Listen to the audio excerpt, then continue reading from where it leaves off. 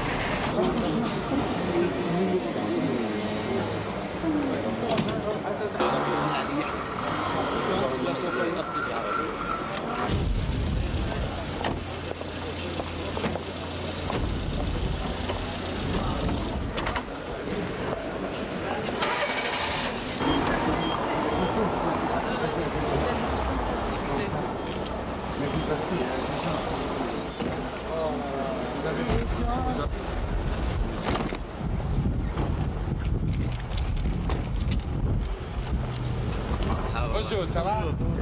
Bien, vous?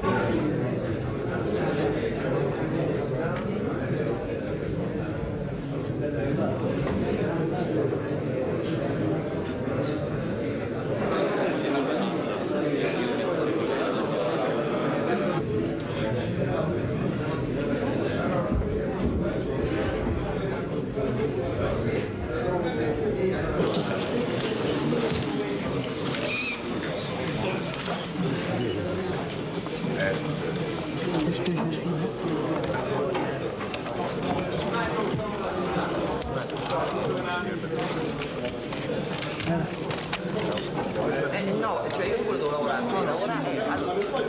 No, oh, qua ci siamo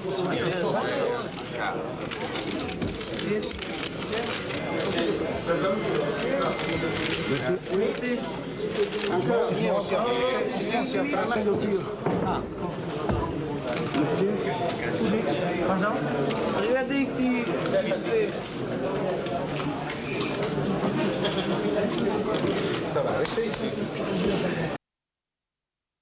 Donc, 13 janvier 95, presque 26 ans après, donc la plateforme de Rome, vous avez vu les images, il y avait Aït Ahmed, il y avait Mehri, Rabbi Yarhamhum, il y avait Hatem du côté du fils, il y avait Louisa Hanoun du côté du Parti des travailleurs, il y avait aussi Ali Yahya Abdelnour qui était représentant de la Ligue algérienne des droits de l'homme. Et on va essayer donc de mettre en lumière cette époque ou cette, si on peut dire, cette époque qui a marqué l'histoire de notre pays. Le titre de notre émission aujourd'hui, c'est la plateforme de Saint-Égidio, l'occasion ratée. Donc, on aura avec plaisir dans cette émission, Adel Jabbar, analyste politique, qui sera avec nous depuis le Canada via Skype. Adel Jabbar, marhaba bik, bonsoir. Merci beaucoup pour l'invitation. Bienvenue à tous vos invités. Un grand bonjour à notre peuple en Algérie et à l'étranger aussi. Merci à vous, Adel Jabbar. On aura aussi Brahim Younsi, qui sera avec nous depuis Paris via Skype, ancien cadre du MDA 82-88. C'est Brahim Younsi, marhaba bik. Merci beaucoup, merci pour l'invitation. Vous avez fait une omission, vous avez oublié, comme par hasard, Ahmed Ben Bella, qui n'est pas des moindres. Ahmed Ben Bella. Tout à fait, tout à fait. C'est vrai, c'est Brahim, et que vous étiez aussi membre donc de son parti. On aura aussi Hassan Mouali, journaliste depuis Alger, qui sera avec nous aussi, et Maître Belkacem Naït Saleh, avocat et militant des droits de l'homme, qui sera avec nous depuis Oran. C'est Belkacem, marhaba bik, Azul Fillah. Marhaba bik. Et à vous et à l'ensemble de vos invités et aux téléspectateurs à l'intérieur comme à l'extérieur du pays. Merci à vous, Maître Belkacem Naït Saleh. Très rapidement, je vais commencer cette émission avec vous, c'est Brahim. C'est vrai, c'était aussi une personnalité historique qui était aussi avait son poids politique dans cette plateforme. Donc surtout qu'il était présent à Saint-Égidio et qu'il avait signé donc la plateforme avec Aït Ahmed, Rabbi Yarhamou, Mehri, Rabbi Yarhamou. Donc si on revient un peu en arrière, si Brahim, l'Algérie traversait une période très difficile dans son histoire, marquée bien sûr par, si on peut dire, une décennie rouge qui est parvenue après le processus, donc l'arrêt du processus électoral. Et comment on peut qualifier donc le contrat de Rome, c'est vrai? D'abord, juste une rectificatif. Je n'étais pas membre du MDA en 1995, je l'ai quitté en 1988. Comment qualifier ce contrat de Rome? On ne peut le qualifier autrement que d'historique. Parce que, et vous avez parlé d'arrêt du processus électoral. Pour le moins, il y a eu un processus, à l'arrêt d'un processus démocratique. Le 11 janvier 1992, il ne s'agit pas moins d'un coup d'État militaire contre la volonté populaire, contre la souveraineté du peuple qui venait de choisir ses représentants à l'Assemblée nationale, qu'on le veuille ou non. C'est ça la réalité des choses. Mais ce coup d'État militaire intervenait dans un contexte, et vous l'avez dit dans notre introduction, assez difficile, dans un contexte social et économique assez difficile. Il fallait absolument que le pouvoir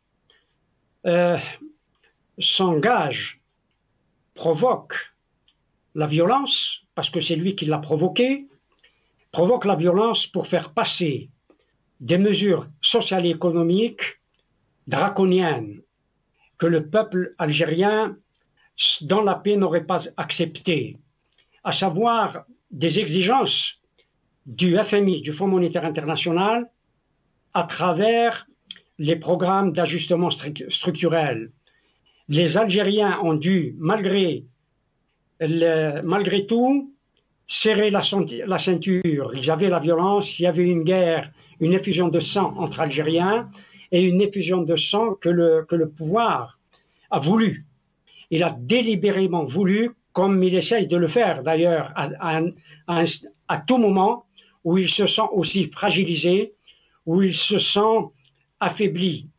Et à partir du mois d'octobre 88, où l'islamisme, comme ils disent, n'était pas encore agissant de la manière dont il a été plus tard sur le plan politique, le criminel Khalnazar, qui était chef d'état-major à l'époque, a donné l'ordre de tirer sur des manifestants, sur des enfants.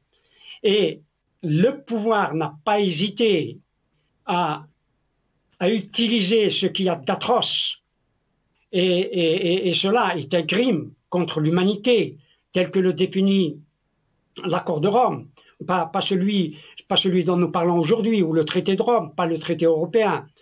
C'est un crime contre l'humanité. La torture participe du crime contre l'humanité parce que la torture était devenue à une échelle, a été utilisée à une échelle industrielle.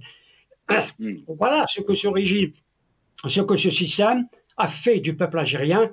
Il a remis en cause la souveraineté du peuple.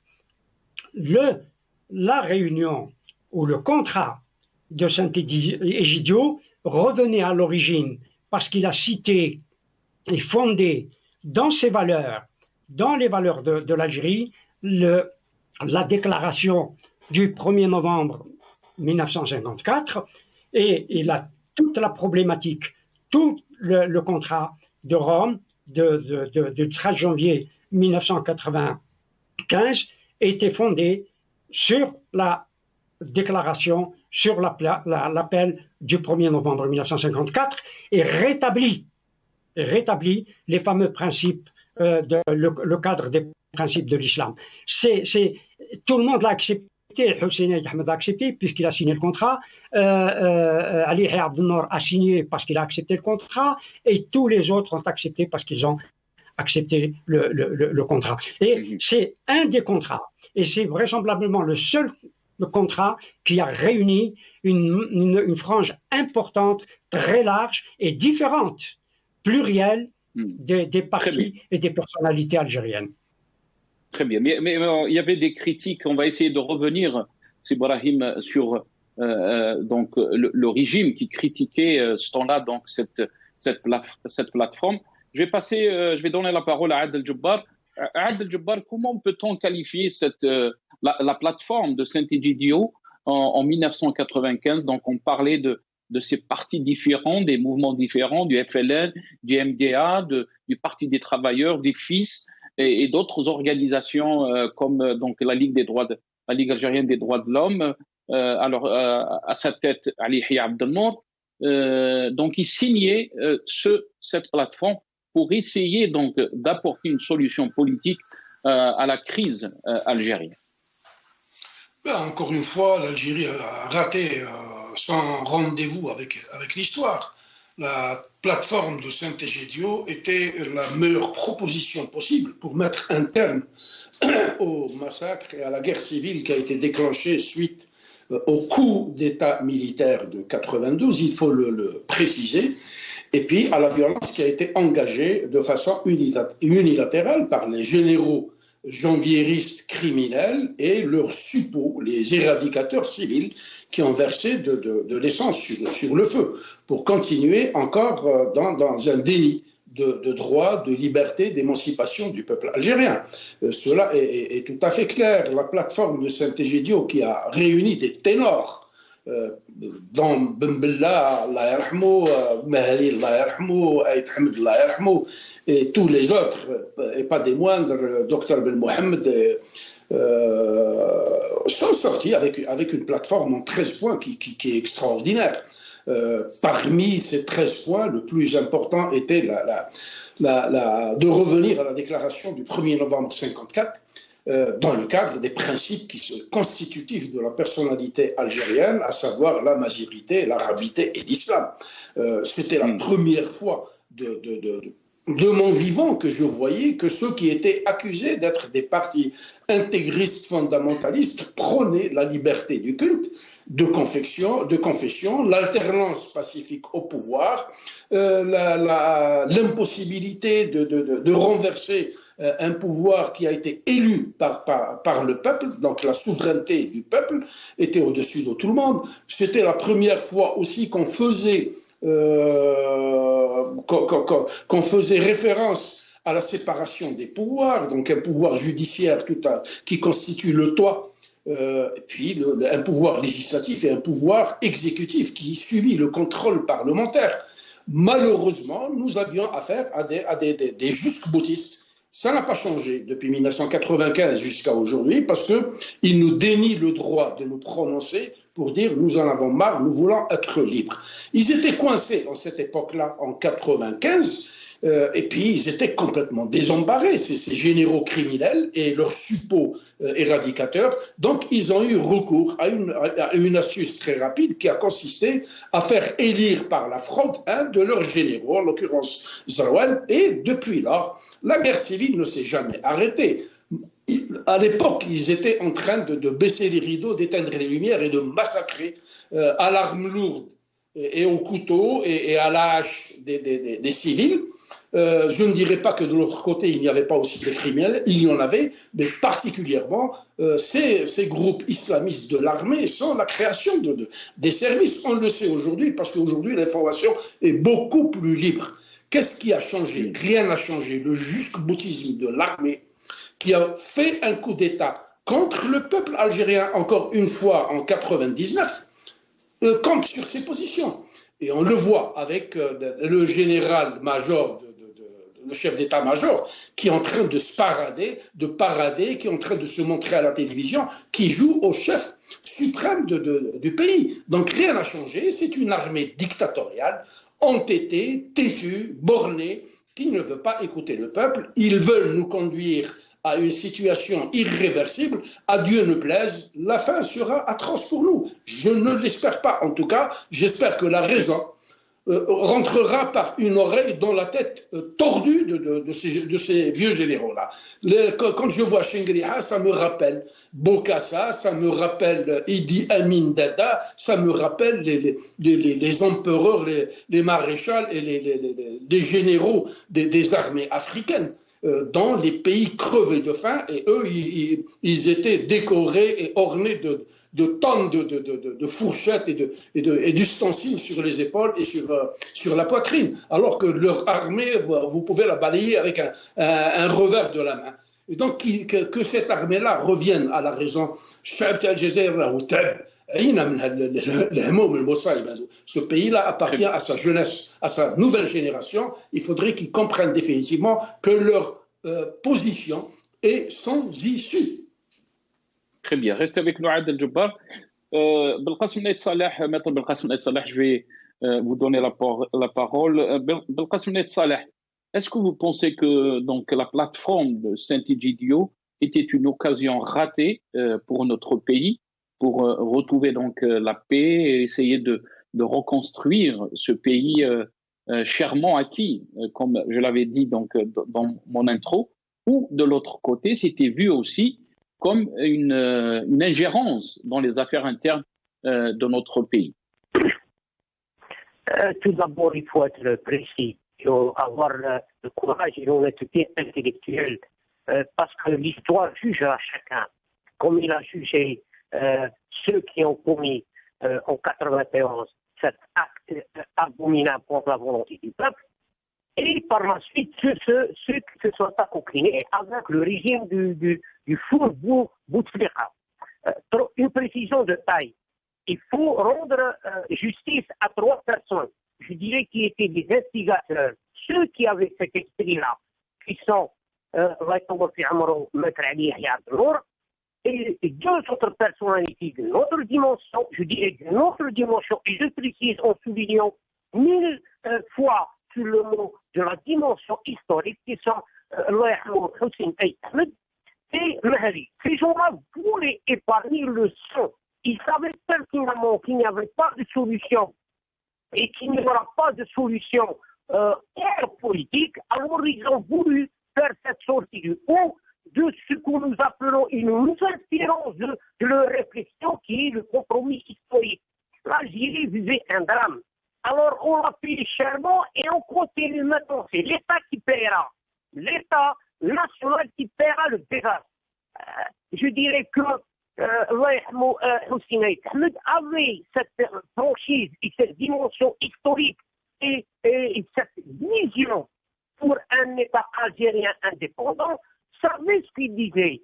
Et par la suite, on a appliqué d'une manière ou d'une autre tous les chapitres de Saint-Égidio, hormis 2 questions qui sont la réhabilitation du parti dissous. L'Algérie vivait un drame à la fois politique, à la fois économique, social, un drame national. Et à partir de là, que je dirais que cette plateforme, avec tous les commentaires qu'on peut dire, mais elle était le début d'une voie. Malheureusement, on n'a pas suivi cette voie-là et on a payé chèrement 250 000 morts, des disparus, des veuves, des orphelins, une destruction d'un pays, de son image, de son histoire, sa géographie, et j'en passe. Maintenant, quand on appelle au compromis historique entre l'état-major et la société ou le peuple algérien, nous disons que nul ne peut exclure un autre Algérien. Seulement, on doit vivre ensemble le savoir-vivre, le dénominateur commun qui doit régir ce pays, qui est un état de droit, la légitimité juridique. Ça veut dire que le peuple doit être souverain, il doit exercer sa souveraineté pleinement et sortir de cette manière de le mettre sous tutelle comme si c'était un peuple mineur qui n'a pas acquis chèrement et lourdement et a payé le prix lourd durant l'histoire de l'humanité pour prétendre à son indépendance.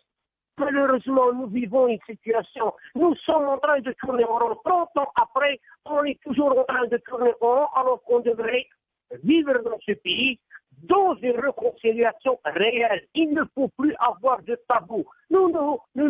Faisons-nous épargnons à ce pays et à ce peuple les drames et les désastres, parce que nous nous dirigeons véritablement vers un désastre. Si la raison et le bon sens ne prendront pas le dessus. Très bien. Reste avec nous, Maître Belkacem Naït Saleh.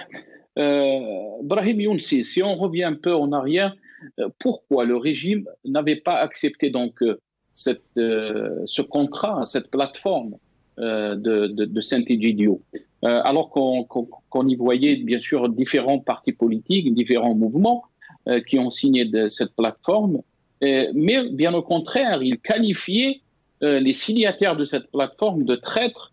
Et pourquoi le régime donc n'a pas accepté cette solution?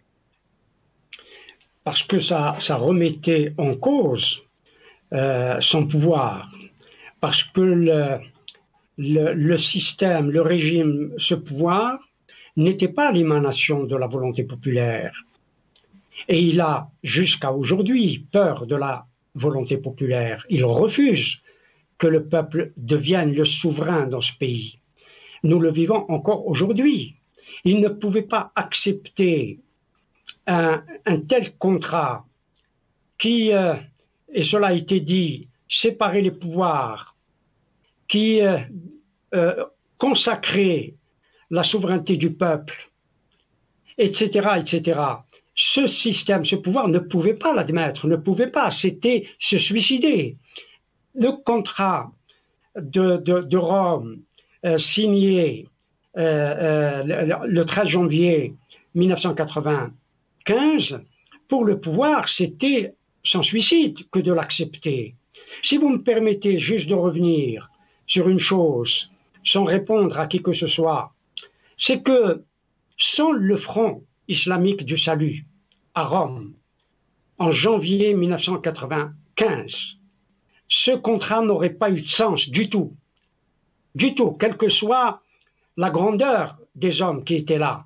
Sans le Fils, ce contrat n'aurait pas eu de sens, parce qu'il était politiquement et le protagoniste fondamental, parce que le coup d'État, s'il a effectivement été fait, il a été fait à un vainqueur qui était indéniablement le Front islamique du salut, qui avait remporté, et de quelle manière, et très largement, il faut le dire, le premier tour des élections législatives, sans trucage, et quels que soient les petits calculs, les petits subterfuges de certaines politiques ou de certains politologues. La réalité est là, le Fils, qu'on le veuille ou non, avait remporté très largement le premier tour des élections législatives. Et c'est cette légitimité-là qu'il... Sibrahim, est-ce que vous pensez aussi, il y a les critiques, ceux qui disaient que la plateforme de Rome proposait une solution sans le pouvoir. Est-ce que le pouvoir l'avait vu de cette façon? Oui, mais le pouvoir, on lui lançait un appel à négocier. Et il y avait des préalables pour négocier. Vous ne pouvez pas négocier avec un pouvoir qui n'accepte pas certaines conditions minimales. Et il n'a pas accepté les conditions minimales. À savoir, et nous y sommes encore aujourd'hui enfermés dans ce dilemme, libérer tous les détenus politiques, tous, sans exception, les libérer. Et en premier lieu, les chefs du Fils, pour qu'ils puissent aussi négocier au nom de leur propre parti. Avec le pouvoir, ce qu'il a refusé. Arrêtez l'emploi de la torture, arrêtez de torturer. Le pouvoir continuer à torturer. Ça, c'est des préalables fondamentaux. On ne peut pas négocier avec un régime qui continuait de torturer des Algériens, qui continuait d'exécuter des Algériens de façon extrajudiciaire, de continuer à arrêter massivement et à tuer sommairement des Algériens, etc., etc. Ça, c'était des préalables. Il fallait absolument que le pouvoir militaire accepte pour que des négociations sereines puissent s'engager avec lui. C'est cela qu'il a refusé et qu'il a rejeté selon cette formule, en gros et en détail, le contrat de Rome, alors que ce contrat a porté de l'espoir au peuple algérien, parce que effectivement, ce contrat était un contrat d'espérance, un contrat d'espoir. Et le régime a tué l'espoir en 1995, mais hélas, l'effusion de sang a continué et les mascarades électorales ont continué, parce que certains partis, il faut le dire, signataires du contrat de Rome, ont participé à des élections en 1996 et 1997, ce qui est dommageable après avoir posé des préalables à ce régime qui ne les a pas acceptés. Très bien, on va essayer d'écouter Sibrahim. Et là, je vais donner juste après la parole à Adel Jabbar. On va essayer d'écouter donc les signataires majeurs donc de cette plateforme, donc de ce pacte de Sant'Egidio. On va les écouter. Je reviens. L'incoscienza e rompe il silenzio sull'uso sistematico della tortura fatto dalle forze coloniali in Algeria. Non fu scritto da un dirigente dell'UNA. Je remercie la communauté de Saint-Egidio pour cette initiative à laquelle nous avons décidé de répondre favorablement parce que c'est une invitation qui est marquée par la non-exclusion. L'État qui fait des dépassements et les groupes armés. Moi, je suis d'accord avec cette conception et j'exprime un point de vue juridique. Allah says in the Quran, Ya ayyuhan nasu inna khalaqnakum min dhakarin wa untha wa ja'alnakum shu'uban wa qaba'ila lita'arafu. All mankind, we have created you from male and female, made you nations and tribes. On aurait souhaité qu'il soit là, parce qu'il n'y a pas de solution non plus sans le gouvernement algérien. Et ni le gouvernement algérien ne peut régler à lui seul le problème, ni le fils ne peut. Ça dure, hein? Come Mario. Adel Jabbar, on ne pouvait pas trouver une solution donc en dehors du pouvoir aussi et en dehors donc du peuple algérien qui avait des aspirations. Pourquoi donc le régime de 1995 avait donc rejeté cette plateforme? Bon, il faut peut-être préciser une chose, c'est le même régime de 62 à 2020. Donc c'est un régime militaire, baht, comme disent les Algériens en arabe.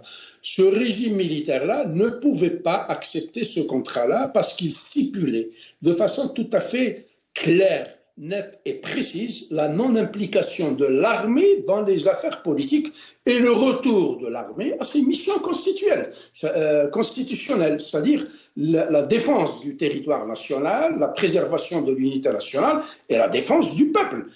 Cette armée-là, qui est une armée rentière, est en train de gérer Sonatrach, est en train de gérer Naftalis. Donc les généraux que nous connaissons tous aujourd'hui, grâce à l'information alternative et grâce aux réseaux sociaux, nous savons qu'ils font tout sauf leur métier.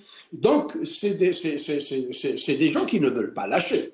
Donc le contrat de Saint-Egidio, où vous allez leur faire un contrat de la planète Mars, ils ne l'accepteront jamais. Moi, j'ai juste peut-être un petit détail différentiel avec Sibrahim. Je pense que même si c'était le fils, le FFS, qui avait eu la majorité, les militaires se seraient retournés contre lui. Donc, pour moi, le coup d'État de 92 est un coup d'État contre le peuple. Le fils est un parti politique qui a été agréé légalement. Que nous soyons d'accord ou pas avec lui, il a été plébiscité par le peuple algérien. Et donc on devait continuer à écouter la voix du peuple, à la respecter, à respecter le résultat des urnes. Et puis il y avait un président, il y avait une assemblée nationale, il y avait il y avait une loi, il y a une constitution de 89 qui est une constitution absolument magnifique. Et puis, on pouvait imposer un veto à toute dérive de la part du fils ou à tout autoritarisme qui sortirait du cadre de la loi. Je vous dis une chose, le problème numéro 1 qui se pose, c'est le respect de la loi. Ces gens ne respectent strictement rien. Ils sont la loi, ou ils font des lois, ils s'assoient dessus. Et on le voit à travers la parade du général-major, chef d'état-major. Comment il transgresse la loi? Comment il s'attribue des fonctions constitutionnelles qui ne sont pas les siennes? Et comment il apparaît à la télévision comme une rockstar pour nous embêter avec des réunions qui ne nous concernent pas? Nous n'avons pas besoin... On va vous donner la parole après, Brahim Younsi. Continuez, c'est Ad. Donc je vous dis, ça a agacé la junte militaire de l'époque. Elle ne trouvait pas de solution, et c'est pour ça qu'un de ces sinistres qui était ministre des Affaires étrangères, que j'ai eu le déplaisir de rencontrer à Montréal en 97, qui avait dit la fameuse phrase « Nous rejetons en bloc et dans le détail ». On lui a soufflé à l'oreille d'avoir cette attitude-là jusqu'au boutiste, négationnaliste, antinationale, antipatriote. Donc ils ont campé sur ce truc-là. Mais sinon, le peuple était dans son droit, comme il l'est aujourd'hui. Ce peuple-là ne réclame qu'une chose, c'est de vivre en paix et de dire à ces généraux qui nous empoisonnent la vie depuis 1962, rentrez chez vous. Rentrez dans vos casernes, allez vous occuper de vos affaires. Une armée qui dépense des milliards de dollars chaque année, qui n'est même pas fichue de fabriquer un tire-boulette. Ils ne fabriquent strictement rien, c'est des rentiers, ils ont toujours vécu sur la dépense publique, ils ne veulent pas se soumettre à la comptabilité, comme disent les Anglais, ils ne veulent pas se soumettre au contrôle du peuple, ils font ce qu'ils veulent, ce pays leur appartient et ils sont dans ce déni. On va donner la parole à Sibrahim, je pense qu'il veut rebondir, Sibrahim, par rapport à ce que vous venez de dire. Tfadl Sibrahim. Non, non, mais c'est juste dire que je suis entièrement d'accord avec Saad Jabbar sur le fait que même si c'était le FFS qui avait remporté ces élections, le pouvoir militaire aurait commis son coup d'État. J'en suis intimement convaincu, parce qu'il ne voulait pas d'une solution électorale. C'est clair. Comme le pouvoir, à travers ses services, savait pertinemment que le fils allait remporter ces élections. Il le savait. J'en suis convaincu, parce que ce type de choses ne peut pas ne pas se savoir. Il y a des enquêtes qui ont été certainement faites pour savoir que la population, notamment la population marginalisée, qui a été réintégré, qu'on le veuille ou non. C'est peut-être le plus gros travail, il faut le dire, que le Front islamique du salut a fait, c'est celui d'avoir réintégré les faubourgs, les gens exclus de la politique et exclus également de la vie économique et sociale. Et il les a réintégrés dans la nation, réintégrés dans le jeu politique, ce que certains appellent la plèbe. Et cette plèbe-là, c'est elle qui a fait la décision. Très bien. Restez avec nous, Brahim Younsi. On va Belkacem Net Saleh, je reviens à vous. Si Belkacem, si on revient un peu sur l'importance donc de cette plateforme, de ce pacte de Saint-Egidio, pourquoi vous pensez qu'il est important d'en parler, et surtout dans le contexte que vit notre pays? Tout d'abord, il faut apporter un peu une nuance pour être audible par l'ensemble des courants. Il faut être audible par l'ensemble des courants en apportant la nuance. La crise politique n'a pas été déclarée le lendemain des résultats. Bien avant, il y avait deux discours antagonistes. Ces deux discours antagonistes, c'est eux qui portent la responsabilité. Je dirais que l'ossature de l'État algérien depuis 1962 à ce jour, elle est connue, c'est le pouvoir réel, et on ne peut pas faire abstraction. Il faut sortir de ces clichés et de ce choc de 92 entre d'une partie ceux qui ont raison et ceux qui ont été tort. Non, je dirais que le tort a été partagé, et celui qui a payé le lourd, c'est le peuple. Alors, de grâce, qu'on ne sort pas ce genre d'explications politiciennes. Je dirais, je partagerai avec l'un et l'autre, M. Adel Jabbar ou le je partage certains points, mais je dirais que ceux qui ont légitimé cette intervention, ceux qui ont été légitimés, ils sont connus par leur discours. Et je dirais encore ce qu'a dit Ahmed Abdelkader Hachani en présence de Mahri. Il lui a dit qu'avec cette manière de faire, cette manière de penser, vous allez faire échouer ou capoter toute tentative de démocratisation de l'Algérie. Ce que nous vivons actuellement, ce genre de clivage qui n'a pas lieu d'être. Il faut donner aussi de l'autre côté, n'allons pas vers l'aventurisme. Messieurs, soyons sérieux et raisonnables. L'aventurisme a mené l'Algérie à une destruction totale. 250 000 morts. Est-ce que vous imaginez la catastrophe du désastre? 250 000 morts d'Algériens. Mais qui c'est Belkacem, qui est responsable de cet aventurisme dont vous parlez? Qui est responsable? Ceux qui ont eu des intérêts, ceux qui ont tenu un discours, ceux qui ne voulaient pas lâcher le pouvoir, et Et puis, il faut être raisonnable. Nous sommes un pays qui a une histoire et une géographie. Et aucune puissance au monde, soit cette puissance, ne peut accepter l'installation des régimes religieux à ses postes. Alors, si on ne fait pas de la politique, ne faisons pas de la politique politicienne. Si on n'est pas raisonnable, il faut apporter la preuve, il faut apporter l'offre algérien, et on a marre depuis 62 de ces politicards de tout bord qui continuent jusqu'à ce jour. Nous allons vers un désastre et on est toujours dans le clivage entre les islamistes et entre les laïcs, parce qu'il y a en Algérie, il y a deux projets politiques qui sont différents. Il y a le peuple qui est exclu. Tout le monde exclu. Et pourtant la plateforme de Rome, c'est Maître Belkacem Nait Saleh, la plateforme de Rome, c'est ce qu'elle a prouvé, que les Algériens, ils peuvent s'en parler, ils peuvent s'entendre pour trouver une solution qui va à l'encontre des aspirations des Algériens, malgré leur tendance politique. C'est ce que le contrat de Rome a prouvé. Mais le contrat de Rome, c'est un contrat où on peut aussi apporter des critiques. Il fait aussi l'objet d'une controverse.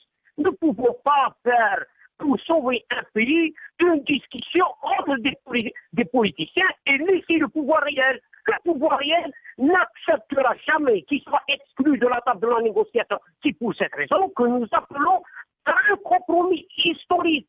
Parce que nous n'avons pas d'institution garante. En dehors de l'armée, il n'y a pas. Il ne faut pas se mentir, c'est l'affaire. Il ne faut pas se mentir parce que les Algériens écoutent votre émission. Il ne faut pas tenir un langage où on dit que le pouvoir réel. Non, le pouvoir réel est une composante qui doit être garante de toutes les tentatives, qui peut amener, qui peut jeter des passerelles. Nous n'avons pas en Algérie, pour le dire, nous n'avons pas depuis 62 à ce jour. Mais contre ce pouvoir, Maître Belkacem Nait Saleh, c'est très important ce que vous êtes en train de dire, et c'est pour clarifier donc cette partie de l'histoire de notre pays. Quand le pouvoir devient même le vrai problème, quand le régime devient même le problème, quand l'armée s'est immiscée donc dans le champ politique, et elle ne veut pas écouter les Algériens, ni respecter leur volonté, est-ce que vous pensez que le vrai problème, il est de l'autre côté, il n'est pas du côté du peuple, ni de la classe politique?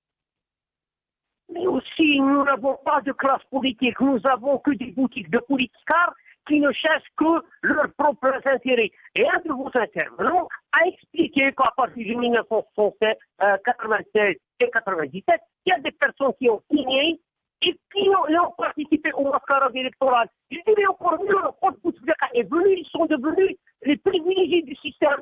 Alors, il y a ce problème fondamental. Mais aidons le pouvoir réel à construire. Quand je parle d'un pays, je parle d'un État, je parle d'un peuple, je ne parle pas d'une institution ou autre. Moi, il faut sauver le pays. C'est ça qui doit intéresser les Algériens. Alors, les intérêts des uns et des autres, moi, je n'ai rien à... C'est leur problème. Mais le plus grand intérêt, c'est l'Algérie. Parce que nous n'avons pas, nous les Algériens, un autre pays de substitution. Que ce soit bien clair, il faut avoir l'œil sur notre pays, le danger de ce pays-là et le désastre qui le guette. Alors, de grâce, on nous parle de 80. Maintenant, il faut qu'on s'en sortir. Il faut apporter une solution. L'Algérie a besoin de solutions. Et pourtant, c'est ce qu'on essaye. Et pourtant, la plateforme de Saint-Égidio était venue comme une solution pour la crise que traversait notre pays dans les années 90. Mais malheureusement, on a vu le résultat. Maître Belkacem Nait Saleh, restez avec nous. On a été rejoint par notre confrère Hassan Mouali, journaliste depuis Alger. Hassan Mouali, merci d'avoir accepté l'invitation. Bonsoir. Bonsoir Nassar, bonsoir à tes invités. Merci Hassan. Hassan, si on revient un peu sur ce qu'a vécu l'Algérie dans les années 90 et la plateforme de Rome, donc ce contrat de Rome, qui était bien sûr venu pour essayer de trouver une solution politique à la situation que vivait notre pays. Est-ce que vous pensez, 26 ans en arrière, qu'on avait raté une occasion pour construire notre pays et de tourner la page, et malheureusement, quand on fait le parallèle par rapport à ce que vit notre pays maintenant, vraiment, on se dit qu'on est en train de revenir en arrière. Ben, complètement. Je suis tout à fait d'accord avec cette analyse que c'est quand même presque 30 ans de perdu bêtement. Il se trouve qu'en 1993, on était dans une impasse politique. Enfin, à partir de 92, avec la crise et la division de Chedley et tout, l'emprisonnement des anciens des dirigeants du PIS et tout, c'était l'impasse politique intégrale avec la crise économique, il fallait rééchelonner la dette, on était vraiment au chaos. Et curieusement, ironie du sort, presque 3 décennies plus tard, on se retrouve quasiment dans la même situation, du moins politiquement et aussi économiquement. Donc, oui, la plateforme de Rome, personnellement, je l'avais soutenue. Je commençais c'était l'année où je commençais d'ailleurs la presse, j'exerçais en tant que journaliste. Même dans mes écrits, je l'avais assumé. J'ai trouvé que c'était une bonne chose que des partis politiques algériens puissent se réunir. Malheureusement, à l'époque, donc le pouvoir d'alors avait rejeté, selon la formule consacrée, le contrat de Rome globalement et dans le détail. C'était la formule de l'ancien diplomate qui avait répondu officiellement à ça, Ahmed Abbas. Donc le pouvoir avait refusé globalement et dans le détail, sous prétexte que l'accord a été conclu en dehors du territoire national, à Sant'Egidio, en Italie, sous les auspices de la communauté catholique de Sant'Egidio. Mais la réalité, c'est qu'il était quasiment impossible pour les partenaires politiques et les partis politiques algériens de pouvoir se réunir en Algérie. C'était ça, je me souviens, quand on voit un membre de la trempe de Hussein Aït Hamed s'asseoir à côté des dirigeants de l'Exis, c'était du courage politique. Avoir un géant comme Abdelhamid Baré, Allah yarhamou, Louis Ahnoun, actuellement, toujours patron du Parti des Travailleurs, il y avait Abdallah Jaballah, il y avait Tidjani Esdam. Mais bon, El Mohim, c'est que ce sont des partis politiques, des chefs de partis politiques qui représentaient un petit peu toutes les obédiences politiques algériennes, toutes les sensibilités. Personnellement, j'ai trouvé que c'était quelque chose d'important, d'autant plus qu'on était en pleine impasse. C'était une impasse intégrale. Il fallait absolument essayer de trouver une solution. Et donc, quand des partis politiques idéologiquement et politiquement opposés, on ne peut pas dire aujourd'hui que le FFS a le même projet politique que le PIS. C'est absurde. Mais ça ne les avait pas empêchés de pouvoir se parler, les yeux dans les yeux, de se dire les vérités. Personnellement, je pense que c'était une bonne chose. Malheureusement, j'ai pu lire d'ailleurs le contrat de Rome. C'était une solution politique à la crise. C'était ce n'est pas l'idéal, mais depuis, le pouvoir, à ce jour, il n'a pas réussi à aboutir à une plateforme pareille. C'est une plateforme consensuelle. Malheureusement, elle a été rejetée. Et là, 30 ans plus tard, comme je l'ai dit tout à l'heure, on est quasiment à la case de départ. Là, on recherche un consensus. Bouteflika nous a vendu soi-disant la réconciliation nationale, la concorde civile, mais ça n'a pas réglé parce que c'était des solutions qui ont été faites maison. C'est la cuisine interne du régime qui a produit ces documents, la concorde civile et la loi sur la réconciliation nationale. Mais il n'y avait ni vérité, ni justice, ni rien du tout. Donc forcément, ça n'allait pas aboutir. La preuve, c'est que, non, on est à la recherche d'une solution, on est en plein blocage. Donc, plus que jamais, le contrat de Rome est valable politiquement aujourd'hui. L'Algérie d'aujourd'hui, de 2021, est à la recherche d'une réconciliation nationale, la vraie. Pas les subterfuges, pas les fouillons, pas les replâtrages, les remodelages, le ravalement de la façade du régime. Un contrat politique qui va aboutir sur une feuille de route consensuelle, à même de jeter les bases d'une démocratie, d'une vraie démocratie, qui va prendre du temps, mais c'est quand même un début. On est encore à la recherche de cette solution. Donc, oui, c'est un gâchis, 30 ans, presque 30 ans, c'est un gâchis pour l'Algérie, c'est dommage. Alors que malheureusement, je me souviens, Hassan, ceux qui disent, pardon, Nassar, s'il te plaît, je vais juste terminer mon raisonnement. Oui. Alors, la politique, c'était comme le pouvoir avait dit, nous refusons le contrat de Rome globalement et dans le détail. Il ne voulait pas négocier avec les éléments de l'ex-Suisse. Et je me souviens la formule de Hussein Ahmed, il leur a dit, aujourd'hui, vous refusez de discuter avec les politiques du fils. Il viendra le jour où vous allez au Mali discuter avec les chefs terroristes. Et c'est ce qui a été vérifié des années 90. Voilà. Très bien. Et ce qui disait Hassan, que si on peut le ramener donc par rapport à ce que vit notre pays maintenant, ceux qui disent qu'il n'y a aucune solution, les Algériens ne proposent aucune solution, ni les partis politiques, ni l'élite algérienne.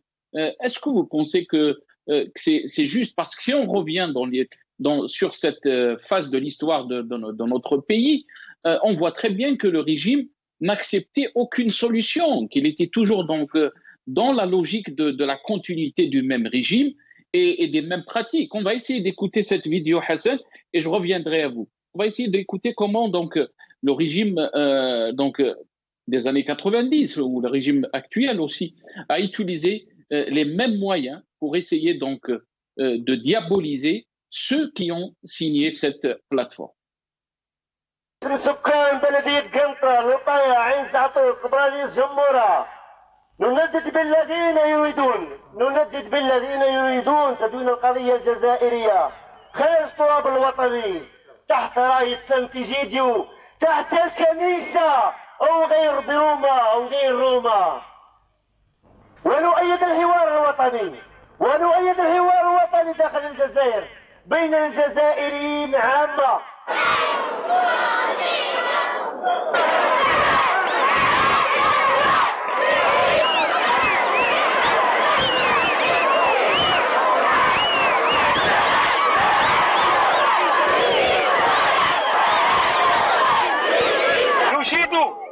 نشيد بالدور الرائد لقوات الأمن الصاهرة على أمن وراحة المواطن والممتلكات.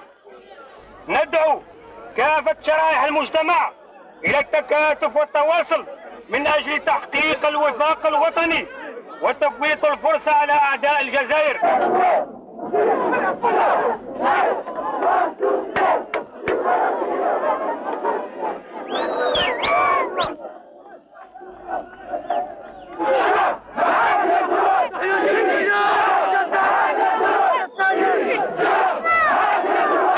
رانا نطلبوا غير البلاد تاعنا تعيش ترانكيل وهانيه ونعيشوا كاع رانا مسلمين.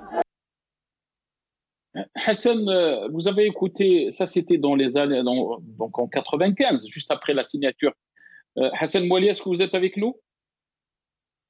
Je pense qu'on a perdu. Dommage, Hassan Mouali, si on peut le reprendre, si c'est possible. Brahim Younsi, vous avez vu donc ces images qui dataient de 1995, juste après la signature donc, de cette plateforme, et ont diabolisé dans les médias donc du pouvoir, ont diabolisé les signataires de cette plateforme, et on les qualifiant bien sûr d'ennemis du pays, de main étrangère. On se dit vraiment qu'on est en train de refaire l'histoire, c'est Brahim. Oui, je n'ai pas vu les images. Cependant, c'est toujours la même ancienne, le même refrain. Les ennemis de la patrie, parce que ces ennemis de la patrie agissent de l'extérieur et ils ne peuvent pas agir autrement que de l'extérieur, hélas. Parce qu'en Algérie, nous le voyons et nous l'avons vu. Ils vous exécutent, ils vous mettent en prison. Vous ne pouvez pas vous exprimer, encore moins vous réunir. Même des partis qu'ils ont agréés ne peuvent pas se réunir. Alors c'est dire, quand vous êtes en dehors du système et que vous vous opposez au système et de l'extérieur.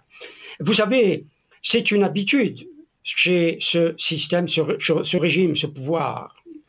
Cela, il a toujours qualifié de gens de l'étranger, de partis de l'étranger, tous ceux qui ont essayé de s'unir. Cela s'est fait dans les années 60, quand les partis algériens de l'opposition à l'étranger ont essayé de se réunir dans un rassemblement unitaire des révolutionnaires. Il a tenu exactement le même langage. Quand nous avions signé une déclaration avec le Front des forces socialistes en 1985, 10 ans avant la réunion de Rome en 1995, lisez la presse, le Moudjahid, Algérie Actualité, Révolution africaine, etc. Ils nous traitaient d'ennemis de la patrie.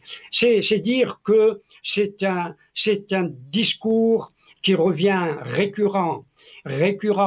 C'est le discours du pouvoir. Parce que vous avez prononcé tout à l'heure un mot, je pense dans votre introduction, c'est celui de l'ennemi. Évidemment que ceux qui s'étaient réunis à Rome le 13 janvier ou en janvier 1995, c'étaient des ennemis. Jusqu'à aujourd'hui, le pouvoir utilise la politique de l'ennemi. La politique de l'ennemi élaborée par le philosophe et juriste Carl Schmitt, parce que pour lui, la politique est fondée sur la désignation de l'ennemi. Alors, s'il n'y a pas d'ennemi, il faut, effectivement, vous avez dit le mot tout à l'heure, il faut le fabriquer, il faut le créer.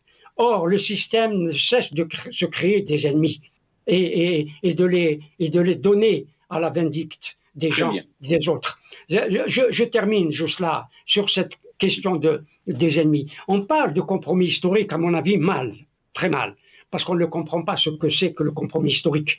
Le compromis historique a été fait dans les années 70, en 74-75, par le Parti communiste italien, par Berlinguer, et parce que Berlinguer avait renoncé à un certain nombre de choses, et notamment la dictature du prolétariat, et il est rentré dans un réformisme pour pouvoir participer au gouvernement, parce que le Parti communiste italien était majoritaire. Enfin, parmi les autres partis, il avait quand même plus du quart de l'électorat italien, et néanmoins, à la demande des États-Unis, il ne pouvait pas partager le pouvoir avec la démocratie chrétienne. Et voilà, malgré le compromis historique qu'avait fait Enrico Berlinguer, et c'est ça le compromis historique, c'est pas seulement l'entente entre la démocratie chrétienne et le Parti communiste italien, parce que le Parti communiste italien avait renoncé à les principes fondamentaux du communisme. Si vous me permettez, et quand on revoit la plateforme ou le contrat de Rome, les responsables du FIS, les dirigeants du FIS, ceux qui ont signé ce contrat, ils ont accepté la volonté populaire, que les choses devaient se régler par la volonté populaire, l'alternance au pouvoir, le pluralisme politique, et j'en passe. Cela veut dire que s'il y avait une espèce de fermeture avant 95, en 95, tout s'est dénoué et tout était rentré sur le plan politique dans l'ordre. Restez avec nous, Brahim Younsi. Je reviendrai à vous. Je pense qu'on a Hassan Mouali. Est-ce qu'il est avec nous? Allô? Hassan Mouali? Allô, oui, Nassar. Ah, très bien. Hassan, je pense qu'on a été coupé. Je ne sais pas si vous avez vu les images. J'ai fait montrer donc les vidéos qui qualifiaient, même en 95, ceux qui ont signé donc cette plateforme d'ennemis du pays, et que l'affaire et qu'il fallait régler la crise, donc la crise politique ou la crise qui touchait l'Algérie ce temps-là par donc des partenaires internes. Est-ce qu'on est toujours dans les mêmes pratiques, Hassan? Quand on a entendu le feu Gaïd Saleh qualifier ceux qui essayaient de trouver des solutions de main étrangère, Écoute, c'est pas étonnant, c'est la même logique évidemment, c'est cette manie de diaboliser l'autre, de celui qui apporte la contradiction. C'est une constante nationale chez le régime depuis 62 à nos jours. Je vous rappelle qu'il y a juste une année, on a quasiment traiter l'officier de la LN, l'Akhdar Bourga, Allah yarhamou, on l'avait traité de traître pratiquement à la télévision nationale, au journal de 20 heures. Après, une année plus tard, on lui rend hommage, le même pouvoir lui rend hommage. Donc, c'est pas la première fois. En 64, quand Hussein Aït Ahmed a été capturé en Kabylie lors du maquis du FFS, le Moudjahid avait titré le traître Aït Ahmed a été capturé. Donc, c'est pas nouveau. Tout ça, c'est pas nouveau. C'est une constante chez le régime que de diaboliser, d'anéantir, de dénoncer en des termes vraiment très vils ses opposants. Ses opposants, c'est comme si tout se passe comme si le régime, pour lui, l'Algérie lui appartient. Il est dans cette logique-là. C'est-à-dire tous ceux qui ne cadrent pas avec sa réflexion, tous ceux qui ne partagent pas sa vision des choses, tous ceux qui veulent lui disputer le pouvoir, bien sûr, loyalement, légalement, démocratiquement, il les diabolise parce qu'il est dans une logique de colonisation politique. Il est là, il ne va pas partir. Et toi, si tu cherches à lui chipper le pouvoir par tous les moyens, eh ben, tu vas forcément subir les foudres de ce pouvoir à coup de manipulation, de propagande, des médiatiques et politiques, quitte allant jusqu'à traiter les gens de traîtres, d'authentiques révolutionnaires de traîtres. Donc, cette logique, je pense qu'elle n'a pas changé. On l'a vu, malheureusement, on l'a vécu pendant une année avec Ahmed Gaït Salah, Allah yarhamou ala kulli hal. Voilà, il a traité tout le monde, tous les opposants de traîtres. Il a failli provoquer une guerre civile dans ce pays avec ses déclarations zouaves. Alors, ce régime, malheureusement, il redouble de créativité, entre guillemets, pour flinguer ses adversaires politiques. Donc, ce n'est pas nouveau et ça va continuer comme ça. Ça va continuer comme ça parce qu'à la base, c'est une question de pouvoir. Le pouvoir, c'est la centralité de tout ça.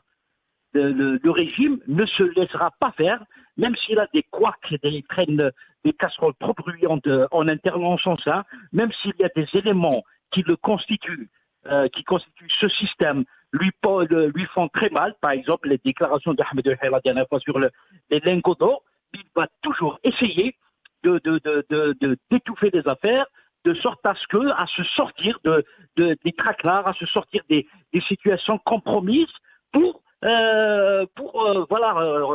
garder le cap et garder le pouvoir.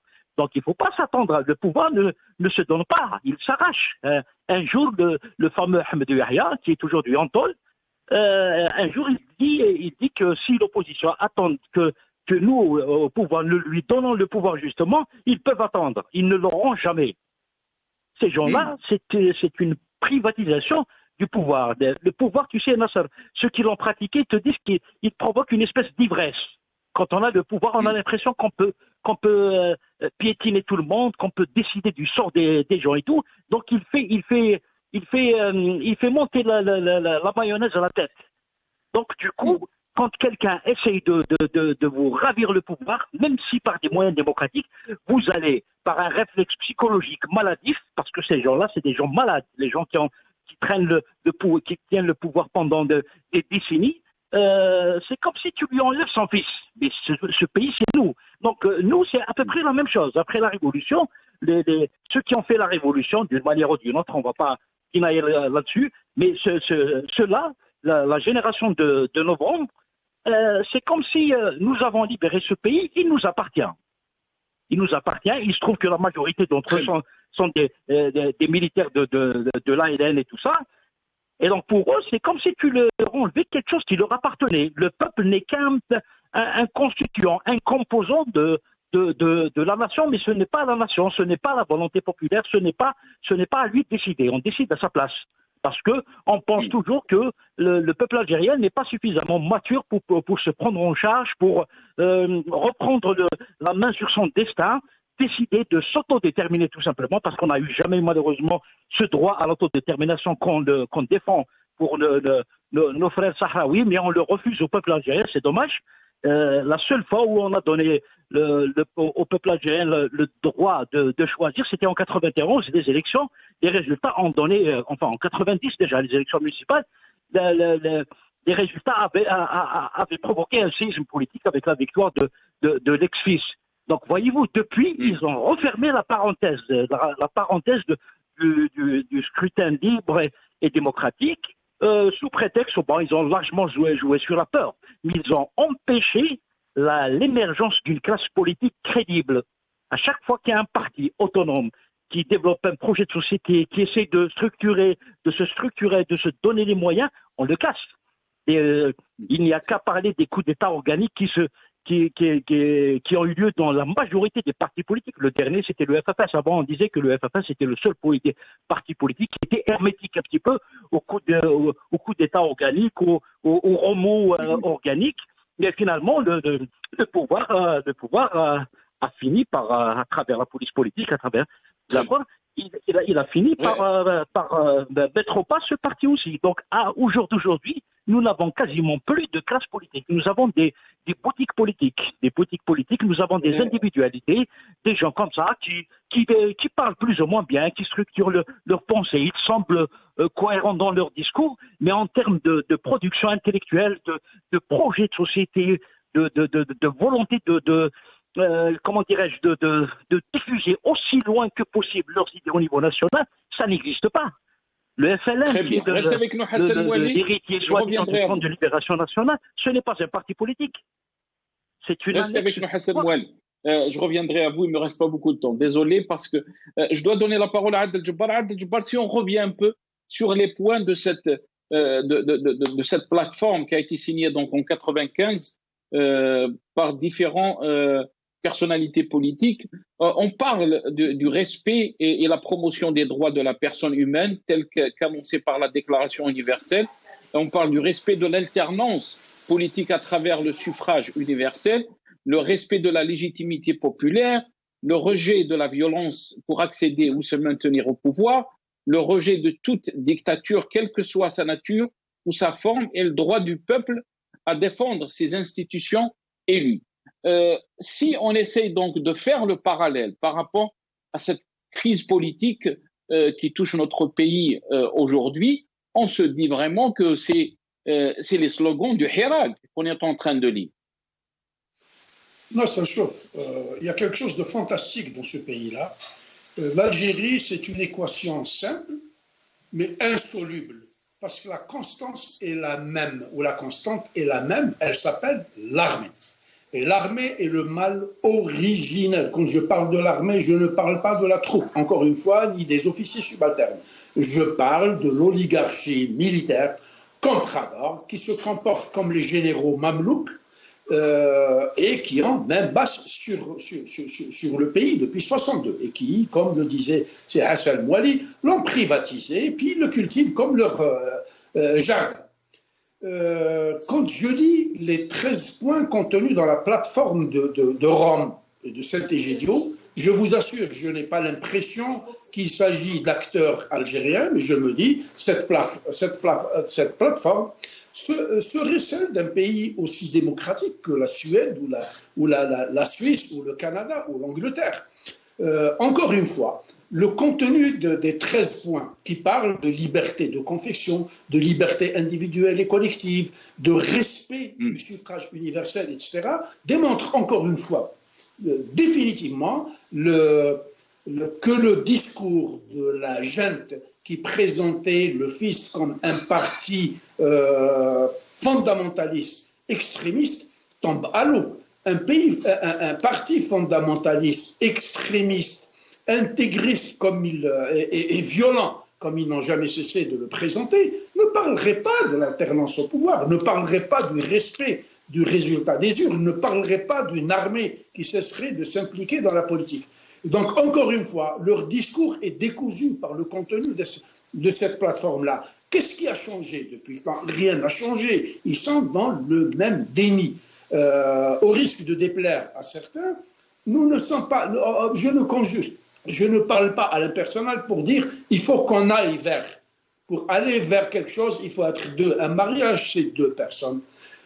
Aujourd'hui, il y a un peuple qui est en quête de souveraineté, de liberté, d'indépendance, qui demande ses droits légitimes, les plus basiques. Et de l'autre côté, vous avez une oligarchie militaire qui ferme la porte, comme elle l'a fermé en 95, comme elle l'a fermé en 92, comme elle l'a fermé depuis 62. Elle ne veut pas, pour elle, ce pays lui appartient et ce peuple, dont certains de ces boys de traités de Rachi et de certains disaient on s'est trompé de peuple. Donc pour eux, nous avons toujours besoin, nous sommes toujours des comment dirais-je, des petits-enfants qui ont besoin de tutelle, qui ont besoin de curateurs, qui ont besoin d'ombudsman pour nous gérer. Nous n'avons pas besoin qu'on nous accompagne pour aller à l'école. Nous avons vieilli aujourd'hui et nous connaissons parfaitement cette dictature-là. Qu'elle cesse de se comporter de cette manière-là et qu'elle cesse de dénier le droit aux Algériens d'accéder à leur liberté. Les 13 points de Saint-Égidio étaient un préalable pour aller vers des négociations. Et les négociations étaient assorties de certaines conditions qui n'ont pas changé aujourd'hui. Libération des détenus politiques, ouverture du champ politique, ouverture des médias, séparation des pouvoirs, constituante, etc.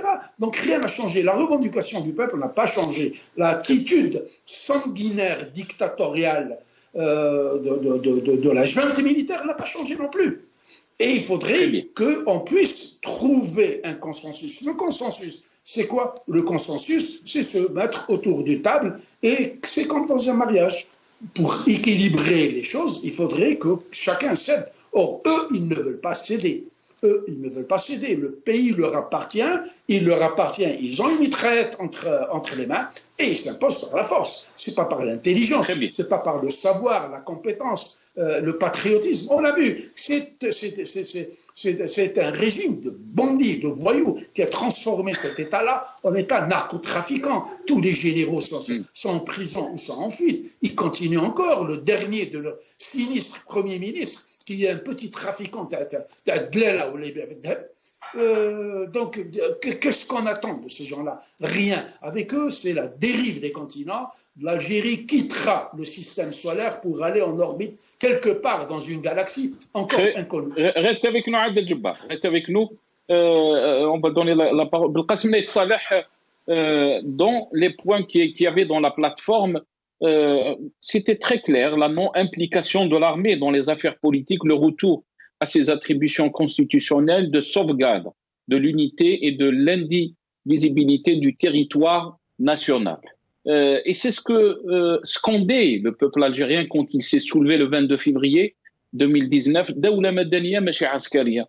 Est-ce que vous pensez que le vrai problème, c'est cette volonté de régime de ne pas aller vers un état de droit et surtout d'accepter le fait qu'il y ait des aspirations de tout un peuple qui veulent que les choses soient gouvernées autrement? Alors, je dirais tout simplement, moi je ne suis pas un adepte de l'angélisme en politique. Et aussi, je ne suis pas de ceux qui adeptent, ils sont les adeptes de la naïveté. Quand vous faites, et là je rejoins Adel Djebbar, quand il dit dans un mariage, il faut être deux. Pour répondre à M. Loussi, je dirais que quand on parle d'un compromis historique, nous voulons un partage du pouvoir. Et ceux qui n'admettent pas que le pouvoir réel, il est représentatif dans l'état-major, il est atteint d'une cécité. N'attendez pas d'un pouvoir qui a été construit depuis 5 juillet 62 à ce jour de vous céder les clés de la patrie et de vous dire, monsieur, je vous laisse. Non, non, non, il faut être honnête. Il y a, à partir de 92, il y a eu un choc. Et ce choc, l'état-major, elle est enfermée dans ce choc-là. Et aussi, le peuple, il est enfermé. Il faut jeter les passerelles d'un dialogue, d'un partage du pouvoir. Il ne faut pas être enclavé seulement dans un discours de radicalité et d'opposition. Il faut apporter pour ce pays, il faut apporter des réponses. Il faut aider ces gens-là à comprendre bien que l'avenir appartient au peuple et qu'ils ne peuvent pas faire un État sans le peuple ou faire un État contre le peuple, mais aussi, nous devons comprendre que nous ne pouvons pas aller au-delà avec des garanties et sortir de ces clivages sans la bénédiction de l'institution militaire qui est le pouvoir réel. Faire abstraction de ça, c'est faire acte d'absurdité, de naïveté. Je vous le dis en toute franchise. Très bien, très bien. Nous avons besoin de partager le pouvoir. Très bien, Maître Belkacem Salah, très rapidement, Hassan Mouali, parce qu'on me dit que le temps de l'émission est fini. Il faut jeter les passerelles, nous dit Maître Belkacem Salah, et ces passerelles, bien sûr, il faut les jeter envers le régime, envers l'institution militaire, il est en train de dire. Est-ce que vous pensez qu'on peut arriver à ce genre de compromis historique, comme il l'appelle? Je partage entièrement cette vision de notre ami Aïd Salah. De toute façon, on n'a pas le choix. On n'a pas le choix. C'est ce qu'on appelle un compromis politique. Rechercher un compromis. En dehors du compromis politique, c'est la guerre civile. On est malheureusement. Mais Hassan Mouali, ceux qui disent, est-ce qu'il y a vraiment est-ce que l'état-major, les vrais détenteurs du pouvoir, est-ce qu'ils ont une volonté je comprends. Maintenant, nous n'avons pas comment dirais-je, nous n'avons pas les moyens de juger de leur disponibilité parce qu'on assiste, on est en pleine récomposition du paysage politico-militaire, même au niveau de la hiérarchie militaire, ça change chaque semaine, chaque 10 jours, il y a de nouveaux responsables. Ce n'est plus, par exemple, la garde prétorienne de Gaïd a été complètement décimée. Ce sont de nouveaux responsables à tous les niveaux, au niveau notamment des postes très sensibles, donc ça change. On attend la feuille de route entre guillemets, de ce nouveau régime, de cette nouvelle équipe. Cette nouvelle équipe qui, curieusement, était là en 1990. Nous espérons donc qu'ils aient tiré les bonnes leçons du contrat de Rome et de tout le processus qui a été gâché malheureusement. Il a été gâché la chance historique de pouvoir faire la paix. Nous l'avons gâché, donc j'espère, ce n'est qu'un souhait. Mais il faut continuer à dire à l'armée que la solution est ailleurs que dans l'armée. L'armée, pour que précisément la mettre à l'abri des contingences politiques, il faut impérativement que ce soit elle qui lance ce débat-là. Parce que les institutions politiques ne sont pas crédibles. Même le processus... Merci Hassan Mouali. Merci à vous. Désolé. 30 secondes, Adel Jabbar. 30 secondes, je vous prie. Brahim Younsi, 30 secondes. On doit terminer. Dans les 30 secondes, je dirais que l'armée, encore l'état-major de l'armée, avec son tout sécuritaire, offre les plus mauvaises solutions parce qu'elle veut gérer le pays par la force. Moi, je dirais qu'un véritable changement social, économique et politique reste dépendant d'un changement totalement démocratique. Sans cela, on n'avancera pas et, à Dieu ne plaise, nous allons vers des complications inextricables, ce que je ne souhaite pas du fond du cœur. Merci à vous, Adel Jabbar. Merci, on me dit qu'on a perdu Brahim Younsi. Merci à Brahim Younsi qui est avec nous dans cette émission, ancien cadre du MDA 82-88. Merci à notre confrère Hassan Mouali, journaliste depuis Alger. Merci à Maître Belkacem Salah, avocat et défenseur des droits de l'homme qui est avec nous depuis Oran. Yatikum Saha, je vous retrouve demain, Inch'Allah.